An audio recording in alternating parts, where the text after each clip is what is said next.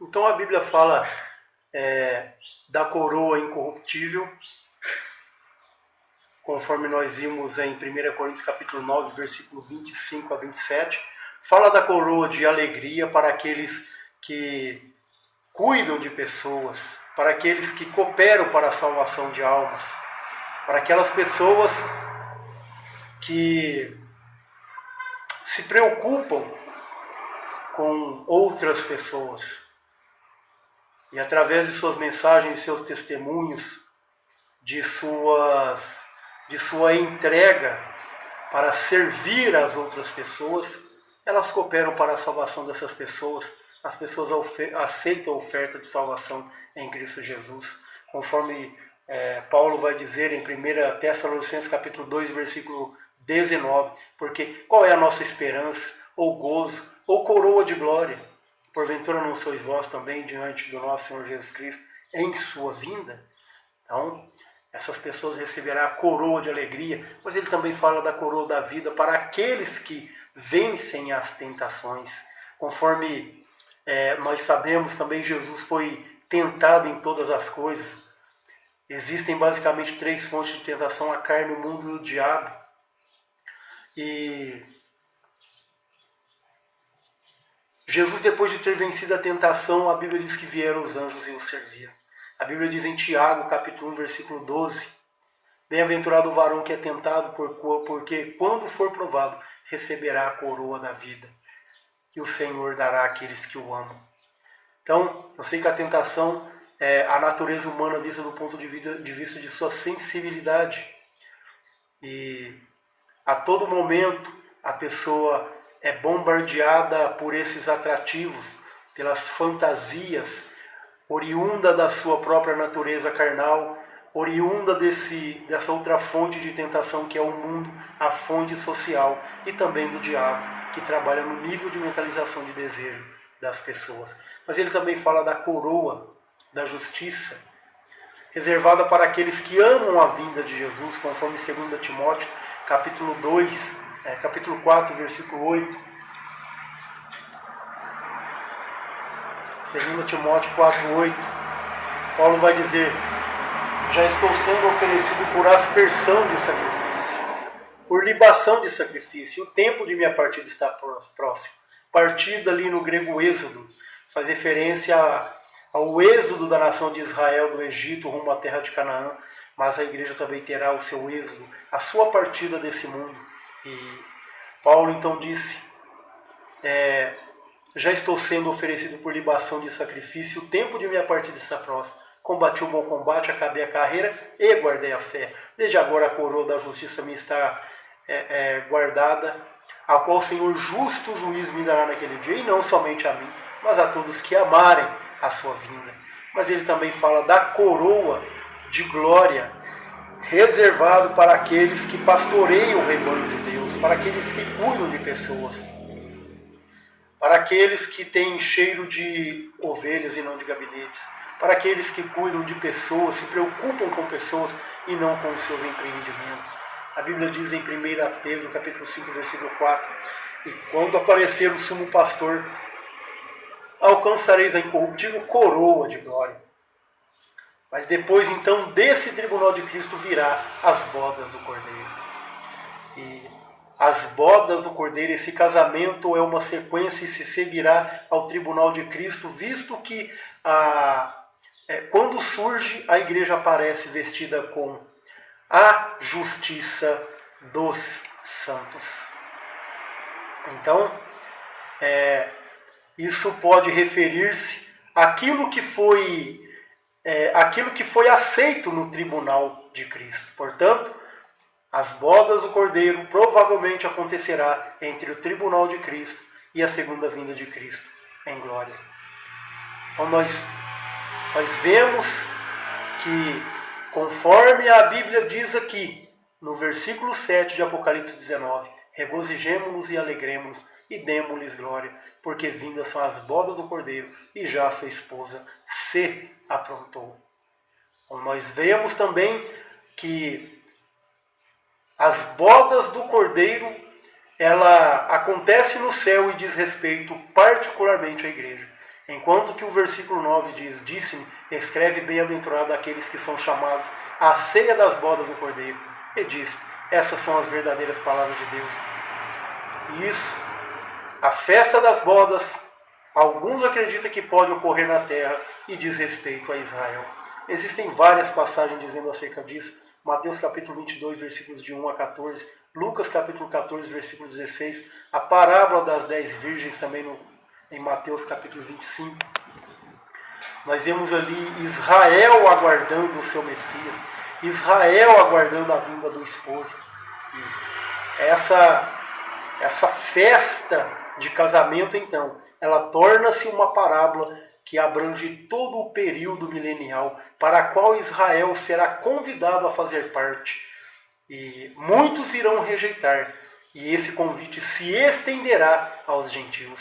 A Bíblia diz em Mateus capítulo 8, versículo 11, que muitos virão do Oriente e do Ocidente, e assentar-se-ão à mesa com Abraão, Isaque e Jacó, no reino de Deus. Então, concluindo, nós sabemos que a igreja, ela também está se aprontando, está se preparando.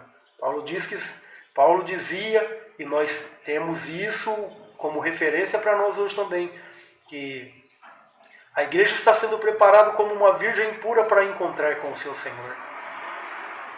Quando analisamos o casamento na cultura judaica, nós vemos que ali havia 4 estágios do casamento. Havia o estágio do noivado, quando o noivo e a noiva, eles assumiam um compromisso diante da família, assumiam um compromisso diante das testemunhas, assumiam um compromisso público e documental. Depois nós tínhamos a segunda fase do casamento, que é a fase de intervalo, quando os noivos, depois de ter firmado esse compromisso, depois de ter firmado esse compromisso público e documental, ambos, o noivo e a noiva, iam cada um para suas casas. E ali então, eles faziam os preparativos para o casamento. E se o noivo não tivesse, ele teria que trabalhar para pagar o dote para o pai da noiva. Depois então nós teríamos a terceira fase, que é a fase da procissão.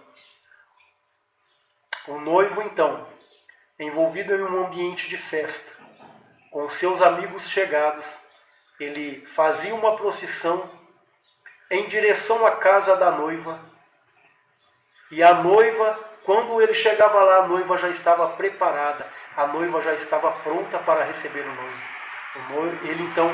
Eles pegavam a noiva e levavam ela para a casa do noivo. E lá, ele constituía um lar, ele consumava o casamento na chamada rupá. E as bodas, então, elas duravam de 7 a 14 dias. Nós também fomos resgatados por Cristo. A Bíblia diz em Efésios capítulo 1, versículo 13, se não me engano, que Jesus ele veio, ele pagou o nosso dote na cruz, deixou um penhor que é o Espírito Santo, que está nos preparando, que está nos santificando, nos transformando segundo a imagem moral de Cristo. E ele deixou essa garantia porque somos propriedades dele, e ele voltará para fazer o resgate de sua noiva. Então, conforme nós estamos falando, ele disse, e disse-me, escreve bem-aventurado aqueles que são chamados à ceia das bodas do Cordeiro. E disse, essas palavras são verdadeiras palavras de Deus. Então, Israel, na parábola das 10 virgens, diz que à meia-noite ouviu-se um clamor, aí vem o esposo, sai ao encontro. E as que estavam preparadas, aquelas 5 virgens que estavam preparadas, elas entraram para a festa das bodas, enquanto as outras ficaram de fora. Ou seja, aquelas 5 prudentes entraram para aquilo que nós chamamos do período milenial. Porque, na verdade, essa festa de casamento ela torna-se uma parábola que abrange todo o período milenial para o qual Israel foi convidado. e para o qual também muitos gentios são convidados. E João, sabendo disso, depois de ter absorvido essa mensagem, ele lança aos pés do anjo para o adorar, mas o anjo o repreende. Ele disse: olha, não faças tal, sou teu conservo e de teus irmãos, que têm o testemunho de Jesus. Adora a Deus, porque o testemunho de Jesus é o espírito de profecia. E viu o céu aberto, e eis um cavalo branco, e o que estava sentado sobre ele chama-se Fiel e Verdadeiro, e julga e peleja com justiça. Fiel e verdadeiro, fazendo um contraste com o anticristo, que é falso e enganador. E logicamente que o cavalo branco aqui é um termo simbólico, porque Jesus, ao ascender aos céus, ele não precisou de um cavalo. Então aqui o cavalo branco é símbolo de vitória, da vitória de Cristo.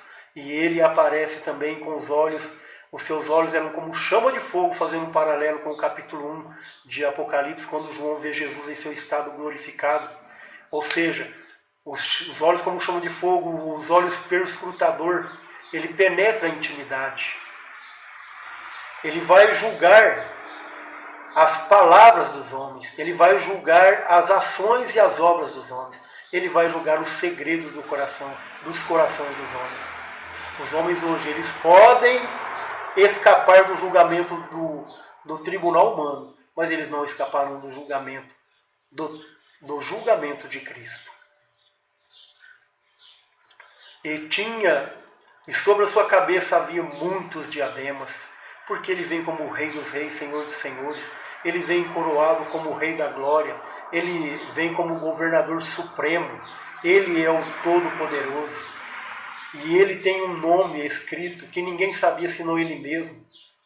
Partindo do princípio de que ele estabelecerá uma nova ordem, um novo sistema, uma nova criação, esse novo nome é compatível com essa finalidade. Lógico que ele é chamado por vários nomes, né, como Fiel e Verdadeiro, como o Cordeiro de Deus que tira o pecado do mundo, como o Leão da tribo de Judá, né, como o Rei Justiça Nossa, como Isaías 9,6 diz que um menino se nos deu e o seu nome será maravilhoso, Conselheiro, Deus Forte, Pai da Eternidade, Príncipe da Paz.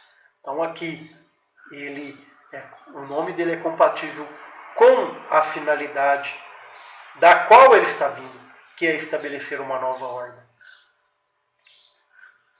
E estava vestido de veste tingida em sangue, e o nome pelo qual se chama é o Verbo de Deus.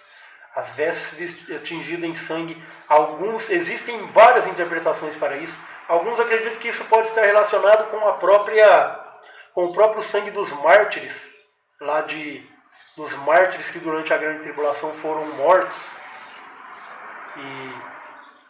Só que aqui o texto parece não dar apoio para isso. Porque aqui o contexto está falando da batalha de Armagedão, onde ele pisa o lagar. Então, provavelmente se esteja falando do sangue, as suas vestes estão tingidas com o sangue de seus inimigos. E o nome pelo qual se chama é a Palavra de Deus. Na verdade, Deus ele fez todas as coisas por meio de sua palavra. A Bíblia diz em Colossenses 1,16, porque nele foram criadas todas as coisas, tanto as visíveis como as invisíveis. Quer sejam tronos, quer sejam principados, quer sejam potestades.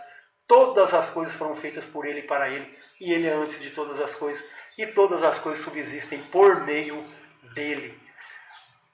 João capítulo 1 diz que no princípio era o Verbo estava com Deus, e o Verbo era Deus. Todas as coisas foram feitas por eles e por ele, e sem ele nada do que foi feito se fez. Então, é o Verbo que criou todas as coisas por meio de sua... Deus criou todas as coisas por meio de sua palavra. Quando ele disse, haja luz e houve luz. E aí então, nós sabemos que todas as coisas foram criadas por meio da palavra de Deus. Ele cria todas as coisas se iniciam por meio de sua palavra. E agora ele também julga todas as coisas por meio de sua palavra. E seguiram os exércitos do céu em cavalos brancos e vestidos de linho fino, branco e puro. E da sua boca saiu uma aguda espada para ferir com ela as nações, e ele as regerá com vara de ferro. E ele mesmo é o que pisa o lagar do vinho do furor da ira do Todo-Poderoso. e no manto da sua coxa tem escrito este nome, Rei dos Reis e Senhor dos Senhores. Agora ele já não vem como aquele que João, como aquele que lá na cruz, né, estava surrado, ferido, sangrento, foi posto no túmulo daquela forma, mas ele ressuscitou completamente são, foi glorificado, e aqui ele vê ele como o Rei dos Reis e Senhor dos Senhores. E viu um anjo que estava no sol e clamou com grande voz, dizendo a todas as aves que voam pelo